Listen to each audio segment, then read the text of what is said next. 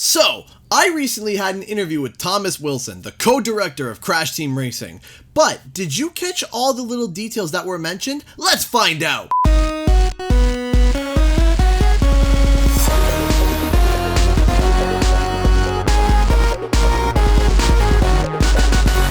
What's up guys, Canadian Guy here, and I am back with a nice little video that's based off of, well, another video that I released recently. I had interviewed Thomas Wilson, who is the co-director of the upcoming Crash Team Racing.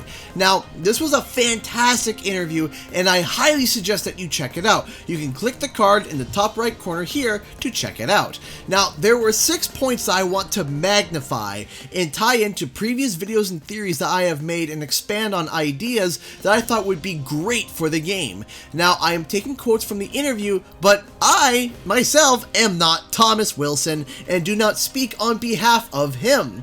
But there is some things that he has said that I think he is hinting towards and is really interesting to perhaps expand upon. So, let's get into it. So right away, there was something I wanted to settle. There were debates online as to which engine the game was running on. I was almost sure it was Unreal, as I had heard through the grapevine that when Crash Insane had come out, it was the farewell to the Alchemy engine. Then, when Spyro came along being in the Unreal engine, along with some details that I'm not allowed to share, I thought for sure this game would have been in the Unreal engine. But, alas, I was wrong. The game has been rebuilt from the ground up in the Alchemy engine, which is interesting because it seems that Beenox has been able to squeeze out such a great amount of performance graphically. Not only that, but just about most of the assets have been rebuilt from the ground up from the Insane trilogy, as in very few assets have been ported over except for characters and their models. However, there is something that he says that we will get to later that is pretty much a pretty major reveal.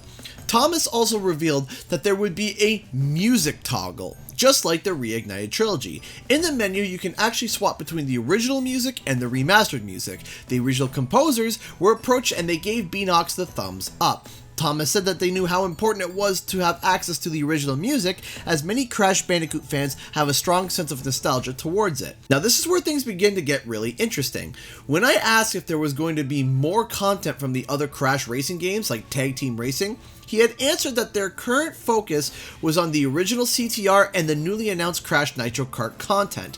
However, he said that they will always want to be giving to fans and that we can expect things for the future. Now this is a really awesome detail because what this basically means is that likely more content is on the way for nitro-fueled in the form of downloadable content or updates to continue to support the game post-release. So if there is content that does not make it in the final game, then be vocal about it and make sure that you respectfully let Beenox know whether or not you want a specific track, character, or game mode.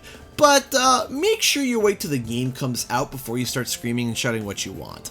But this also means that entirely new tracks and content could be in the future, kind of like future tense in a sense. Wow, that rhymed. Which I entirely trust Beenox with designing new tracks because from what I have played, they have been doing an absolute fantastic job so far, especially with their creative liberties. Off camera, Thomas had mentioned about how the new Crash Nitro Kart tracks have been altered and tailored slightly to better fit the style of Crash Team Racing. So during the interview, I asked them the same question and for him to reiterate for the camera. See, they wanted the Crash Nitro Kart tracks in the game, but Crash Nitro Kart had a bit of a different style of racing compared to the original Crash Team Racing.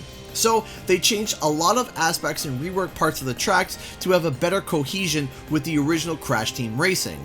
Now, on to probably one of, if not the biggest confirmation of the interview. Thomas Wilson went on to answer a burning question that many had asked. There were articles floating around, but I wanted to get an answer from the horse's mouth. That was simply, will Crunch Bandicoot be in the game? And I'll let Thomas tell you himself. Are we going to see Crunch Bandicoot?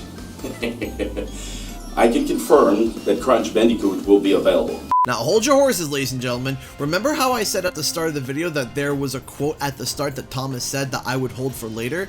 Here it is. He had mentioned that while they did reuse some assets, most of the game has been built from the ground up, including characters that were not in the original Insane trilogy. Now, this still feeds in the fact that Crunch is in the game, as he too was not in the original, but also nitrous oxide. This also leaves the door open for the possibilities of many other characters that were shown off in the Insane Trilogy that didn't meet the roster in the original Crash Team Racing. An example of this is Neo Cortex's lab assistants. An image teased on the Crash Bandicoot account way back when they showed off the side of Cortex's castle, and in the cage is one of the lab assistants, animated and rigged, which was not there in the original track. In fact, the lab assistant model was not used at all in the original Crash Team Racing, if I am correct. We can also see the lab assistants at the start of Papu's Pyramid, which one of them is getting spanked by a lion.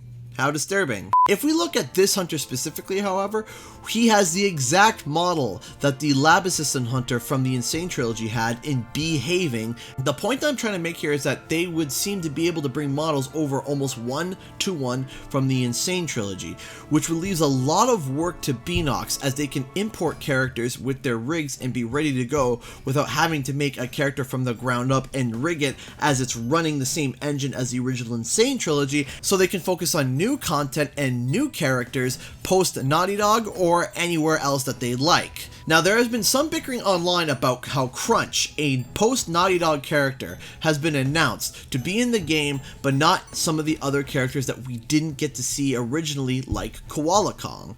I will be going deeper into this question for my next video, but do not fret or fear. I got a feeling that more Naughty Dog characters that originally missed the roster will be in the game, as it would seem that Beanox can bring over character models 1-to-1 from the Insane Trilogy. By the way, a huge shout out to my Patreons and sponsors on the channel. I appreciate your support and letting me be able to do this full time, as I got a family to feed. If you want to support the channel, the Patreon is in the description below, and be sure to subscribe for more nostalgic content. And while you're at it, why not check out another video I recently made? Anyway guys, thanks so much for watching, and I'll see you guys next time.